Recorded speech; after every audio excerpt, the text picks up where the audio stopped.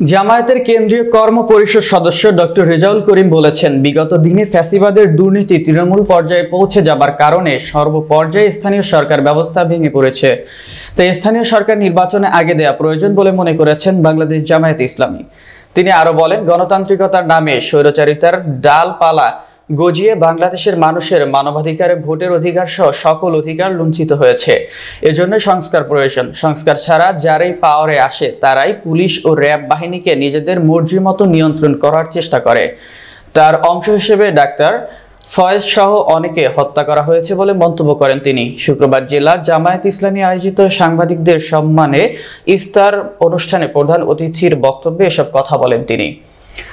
এ সময় জেলা জামায়াতের ভারপ্রাপ্ত আমির অ্যাডভোকেট নজির আহমেদের সভাপতিত্বে অন্যান্যদের মধ্যে আরো বক্তব্য রাখেন জেলা জামায়াতের নায়েবে আমির এআর হাফিজুল্লাহ, অ্যাডভোকেট মহসিন কবির, প্রেস ক্লাবের সাবেক সভাপতি আহম মুশতাকুর রহমান, বর্তমান সাধারণ সম্পাদক সাইদুল ইসলাম পাবেল প্রমুখ।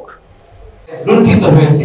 এই জন্য আমরা মনে করি একটি সংস্কার অবশ্যই প্রয়োজন, কারণ সংস্কার ব্যতীত যারাই পাওয়ারে আসবে তারাই কিন্তু পুলিশ, এই র্যাব এগুলো দিয়ে তার মর্জি মতো কিন্তু তাদেরকে নিয়ন্ত্রণ করার চেষ্টা করে।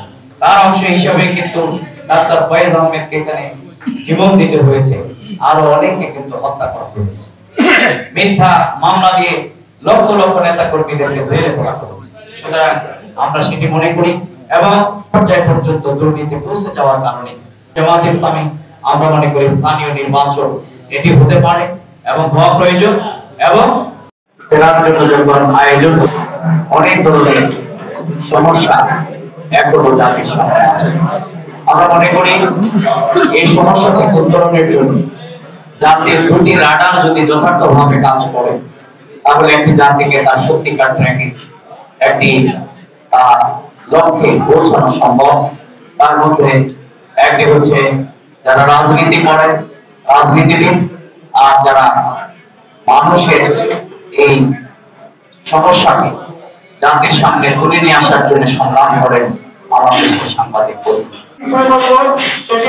লক্ষ্মীপুরে জামাত ইসলামী বা ইসলামী ছাত্র শিবিরের সাথে সাংবাদিক সর্বস্তরের সাংবাদিক বিরুদ্ধে বিভিন্ন প্রতিকূল পরিস্থিতিতে বানিয়ে যেগুলো বানিয়ে নিয়োগ করা হয়, কিন্তু লক্ষ্মীপুর থেকে সাংবাদিকদের এ ধরনের কোন অবস্থা আমি দেখিনি। সাংবাদিকরা যে আন্তরিকতা প্রদর্শন করে আসছে, আবার জামাতের পক্ষ থেকেও আমাদের সাংবাদিকদের সাথে সবসময় ভালো ব্যবহার, খোঁজ খবর নেওয়া, বিদ্যুৎপূর্ণ ব্যবহার এবং সময় কষ্ট থাকে তার মনোভাব দেখা ষড়যন্ত্র হচ্ছে। ওই সকল ষড়যন্ত্রের বিরুদ্ধে জামায়াত ইসলামী আপনাদের পাশে থাকে ইনশাআল্লাহ। সকালকে ধন্যবাদ জানিয়ে বক্তব্য শেষ করছি। নির্যাতনের কারণে আমরা আপনাদের নিয়ে খোলামেলা করতে পারি না। আজকে আপনাদের নিয়ে সুন্দর প্রতিনিধিত্ব করতে পারতেছি, এটা ক্ষমতার বিষয়। এই গণতান্ত্রিক এবং সুন্দর প্রতিনিধিত্বকে এই দেশে একটি ইসলামী পর্যালোচনা করতে চাই। আপনারা জামায়াত ইসলামীর সকল কার্যক্রমের সাথে সম্পৃক্ত সময় লাগবে এবং রাখছি।